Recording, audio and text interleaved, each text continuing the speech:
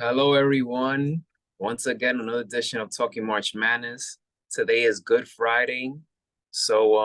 Avery, how are you doing today? I'm doing wonderful, Miguel. Very blessed to wake up on this day.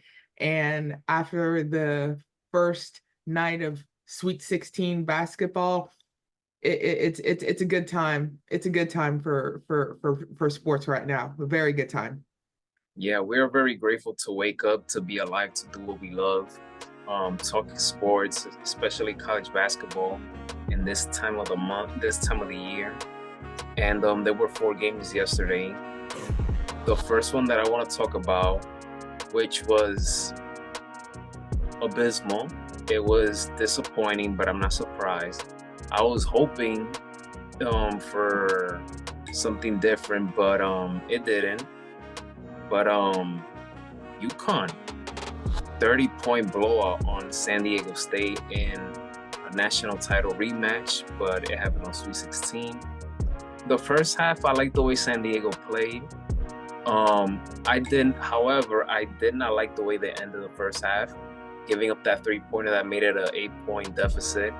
After that, I didn't watch it because I went to bed. But to wake up and to see that they lost by 30, ugh, ugh. UConn is looking unbeatable right now. I agree with you. I was really surprised at the fact that UConn just steamrolled San Diego State. I thought San Diego would come in, but I agree with you. The end of that first half, I think that kind of sucked the wind out of the Aztecs. And when the second half began, Connecticut, they just steamrolled over the Aztecs. The Huskies took no prisoners. And once they were up by about 15, you knew that was about it. But yeah, congratulations to UConn.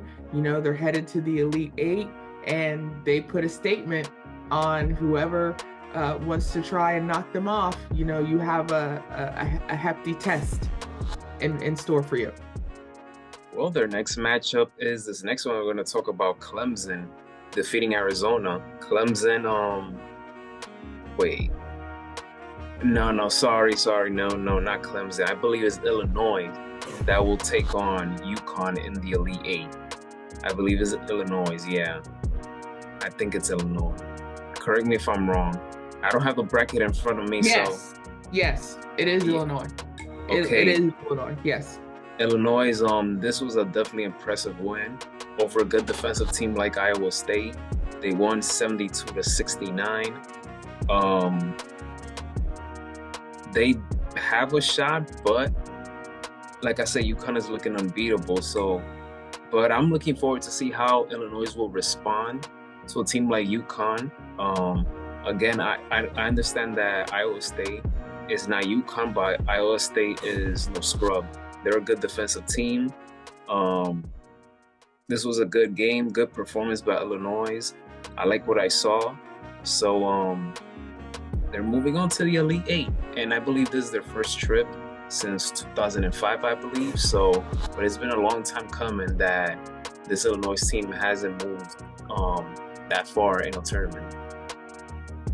I agree with you. Illinois and their win against Iowa State, like we said yesterday, that was kind of the quiet game, if you will. Not a lot of backstory, but both teams played very well. It was a very balanced game.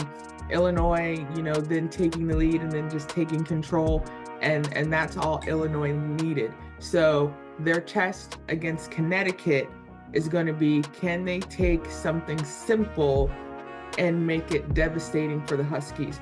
The Huskies are just in control right now. So what Illinois doesn't want to happen is for Connecticut to take control early, and then there's no way for them to dig themselves out of a hole. So they have to stay with it. They have to stay in control. They're going to have to stay locked in with Connecticut and then just take advantage of any mistakes. Always make your free throws. If you need to take a chance downtown, go for it. But that's going to be an interesting matchup, once that game starts. Yes, indeed. Clemson defeated Arizona, number 2 Arizona. Some people had Arizona to go as far as the Final Four, even potentially the national title because they like what Arizona Wildcats brought to the table. But Clemson, I was very impressed with the way they played against Arizona from start to finish. Even though Arizona in the second half were playing catch up, and they got back in the game, but Clemson said, this is our time. Why not us? Why not now? And that's what Clemson proved in last night's game. So I'm looking forward to see how they will play in the Elite. You're right. Clemson really wanted it bad as a 6 seed playing in number 2. Clemson, if you look at their road through the tournament, a bit rocky, if you will. So going against Arizona, a former national championship team as well, they wanted to stay in control. They did want Arizona to try and take that control away. So you saw Clemson making sure when they had their chances, they took them. When they got their rebounds, they made sure to follow through. Arizona stayed in it. They tried to come back, but just like you said, Clemson just said, we want this more. You're not going to take this from us. And Clemson pulled up the upset. And now we have tonight's day 2 of Sweet 16. We have, I believe, compared to last night, these are 4 good games that we're seeing right here. So we're gonna start with the first one, and this one I'm gonna call it an upset alert. Number 11, NC State over number 2, Marquette. I have that one as a upset alert. I keep getting these flashbacks of the 1983 NC State team, and I might watch the documentary 30 for 30 because it's one of my favorite 30 for 30 episodes. And plus it's March Madness, I have to see it. So Jim Valvano, rest in peace. I know somewhere he is pulling very hard, especially those group of guys that were on that team. They're pretty sure they're rooting hard for this NC State team. But I have NC State winning this game over Marquette by at least 6 points. Miguel, I'm going to agree with you. Doing my notes, I look at this matchup. Marquette didn't stay in it for the conference tournament against Connecticut. And I think their near upset against Colorado may have rattled them a bit. So now you're looking at NC State, who is the only double-digit seed in the Sweet 16, and they are also a tournament champion. And NC State, again, you have this team that is still in it. People were kind of not giving them an attention. They're kind of just sitting there, biding their time, keeping their head down, but yet they're paying attention to everything. Analytics is actually going for Marquette, 77.3% versus NC State's 22.7%. But I agree with you. I'm upset. NC State, number 11, knocking off number 2. And I'm going to say NC State wins by 10. Okay. Interesting. Number 5 seed, Gonzaga versus number 1, Purdue, which will be at 7:39. The NC State Marquette will be at 7:09 p.m. Gonzaga, Purdue at 7:39 p.m. Another interesting matchup that I'm looking forward to watch. As much as I want Gonzaga to win, but something tells me that Purdue is going to win this game. And I have Purdue winning this game. Oof. I'll give them to win it by at least 5 points. I'll say Purdue wins this game by 5. The Boilermakers, they're 18-4 against Big Ten opponents, and they're 13-0 in non-conference play. And lifetime against Gonzaga, they're 4-0. Probably by the tournament standpoint. But Purdue, this is a really good Purdue team. I do think that Purdue's offense has more firepower than Gonzaga.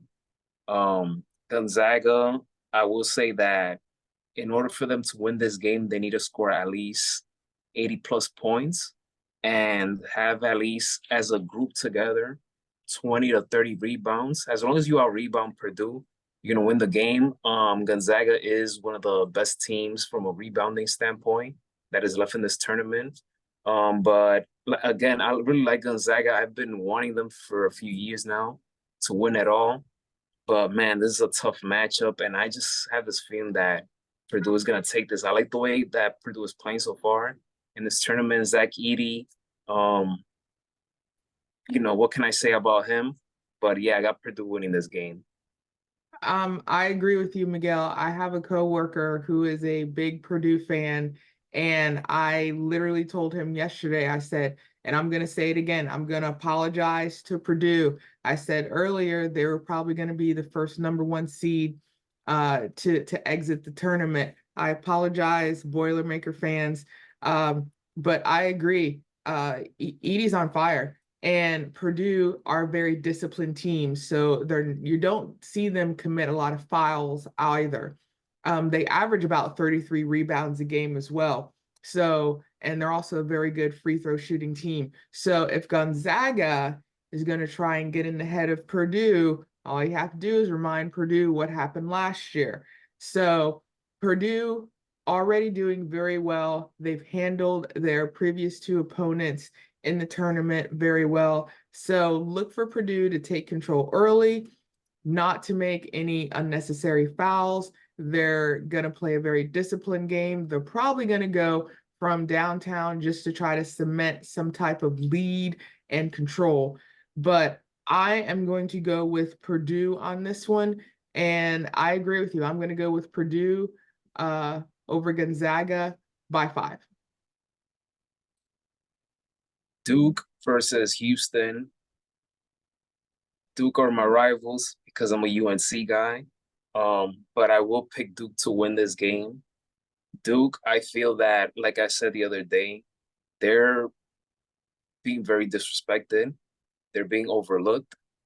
And I feel that they're going to continue playing with the chip on their shoulder, especially with a #1 seed team like Houston.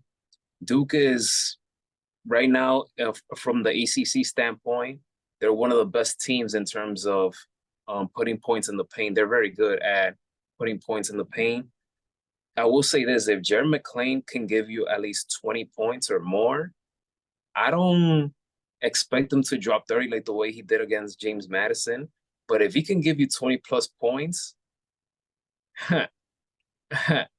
Houston, you're in trouble. You're in trouble. And he's having a terrific tournament so far. He's averaging 22 points per game. But yeah, if Duke can have Jared McCain to drop more than 20 in this game, Houston is going to be a long night for Houston. I agree with you. McCain's play versus James Madison, I think, was very key to this Duke team. And you're right. In the past, Duke teams, when they hit the tournament, teams will look at them and always say, oh, this is a mighty test. But in the past couple of years, the Mike Krzyzewski era is gone. It's now turned over to a new coach and a new generation in Duke basketball. But you cannot overlook the foundation that Coach Mike Krzyzewski left to Duke. You can't look over those young men who go to Duke because of the history and because of the players that have played for that institution. And you're right. I think even as a 4 seed, and they were beaten by NC State, who eventually became the ACC champions. I think they are being overlooked, and because we're not hearing a lot from the players about them being overlooked and disrespected, that's working in their favor. So I see Duke to want to take control early. And for all their games, they do take control early versus Vermont, versus James Madison. They take control. They make sure they stay in control, no unnecessary fouls. They do rebound very well. I think they're averaging about 35 rebounds in the past 2 games. So they're going to want to out rebound Houston. They're going to want to get those shots down below in the paint, and they're just going to need to take control. And if Houston stumbles a bit and can't come back from the control that Duke has of the game, you can see Duke run away with this very easily. So I'm also going to go with the upset, even though ESPN Analytics has Houston 76.4% versus Duke's 23.6.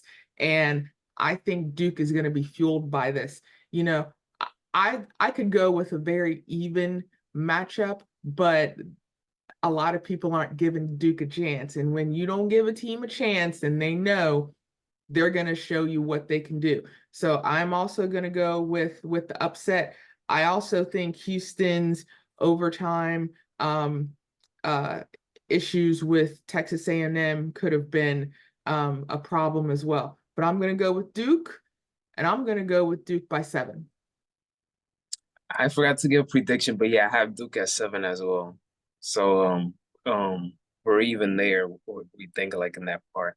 Last but not least, another fascinating matchup. I'm telling you, all these 4 games today, all intriguing matchups. So this one is Creatine versus Tennessee. Two good offensive teams. Tennessee is one of the best when it comes to facilitating, sharing the ball. Um, Creatine, we know their offense, how good they are. This is a tough one, a very tough one, but I'm gonna go with Tennessee to win it by 2. Tennessee by 2. Wow. Yeah, this is actually the most even matchup of the night because you have Creighton at a 3 seed, Tennessee at a 2. ESPN has Tennessee with a 57.4% versus Creighton's 42.6. So of the 4 games, this is the more evenly matched. All 4 games tonight, they are predicting that the higher seed will win, which is a bit of a lopsided thing. And sometimes, granted, I love numbers and I love data, but sometimes you have to get a feel for a team. And Tennessee, they're doing everything right. Just like you said, they play a very even game of basketball. They share the ball, they facilitate the ball. They're getting the ball to individuals who have the chance. There's no standout in which someone can score all the points. All the points are just very evenly facilitated through all the players, and it's working for them. Creighton, because how they didn't do well in their conference play and how they're doing very well in their tournament so far, but that double overtime versus Oregon may have rattled them a bit. So I look for Creighton to stay in it with Tennessee all the way. I see this game being a seesaw type of game, but I'm going to disagree with you on this one. I'm going to say Creighton is going to overtake Tennessee, but it's going to be so close. And there's one game we missed. We didn't talk about that Alabama North Carolina game where Yes. Alabama just sneaked in and dethroned, North Carolina. So I look for Creighton to do the same thing. I see this game being back and forth, back and forth, back and forth, edge of your seat down to the last minute. So I'm going to go with Creighton over Tennessee by 1 point. Good, good. I mean, hey, I can't complain. Both teams in the last 10 games, they're both 8-2. They both been playing very good in the last 10 games. So this is one of those games that could go either way. So we're gonna look forward to that. The game is at 9:59, basically at 10 p.m. The game starts. As for Alabama UNC, no. For those of you who are watching this, no, I'm not refusing to talk about it. It's just that it slipped my mind, but we're gonna end it with that. Um, UNC they played good for the most part, but it's just that it was one of those things where Alabama earned it. Alabama earned it. They stepped up. They came through at the right time. They earned it. And what sucks is that I really wanted UNC to go as far because of the seniors. that are left in that team. So I really want them to have that last hoorah, I should say. But it's March Madness, only one team can win. It's very hard because it's just one game and that's it. You lose, you're done. So if it's not UNC, which is one of my two favorite teams in college basketball, if it's not UNC, I wouldn't mind seeing Gonzaga win. I wouldn't mind seeing um, Purdue win. I wouldn't mind seeing anyone but UConn. No disrespect to UConn. It's just that I want to see someone new. I want to see someone new and different this year. However, we haven't seen a team go back to back since the Florida Gators 06, 07. And UConn has the best chance of doing that. But UNC is tough to see the way their season ended, heartbreaking fashion. But salute to Alabama. They earned it, and they're going to the Elite Eight. Yes, they are going to the Elite Eight, and I agree with you. March Madness is this great time of year for college basketball for the men and women. And you're right, trying to go back to back in any sport is very difficult. And granted, UConn has the best chance right now. They've been very, very dominant in all of their games. You know, you have a team that may stick with them a little bit, but all of a sudden Connecticut locks in, the Huskies just take control. And one thing I like so far, especially in the 4 games we saw last night and the 4 games we're going to have tonight, what better way to go into a weekend than to see another 4 teams make their way to the Elite Eight and showcase all their hard work. Granted, I'm a Duke fan. I've been a Duke fan for a very, very long time. I'm happy with how Duke is playing right now. I will admit I am surprised they are in the Sweet 16 because the teams that they could have potentially faced them had a good chance of upsetting them. So I look for them to do very well. You know, like a lot of people, I have numerous brackets and second chance brackets, but I like to give teams their shot. You know, even though one of my brackets has Connecticut, I do have one for Purdue. Purdue's playing really great basketball right now. I do have one for my Duke Blue Devils. So it's really good to see these young men go out on the court, give it all they have, not only for themselves, but for the school. And, you know, to see their fans and see their family with them, to see that it's the best thing about March Madness. And we still have, you know, another weekend to go until we get to a national championship. You know, so right now, tonight we're going to enjoy these 4 games. I hope these games are exciting as, you know, the ones we had last night. I don't want any routes either. You know, I want these games to be close. I want these games to be exciting.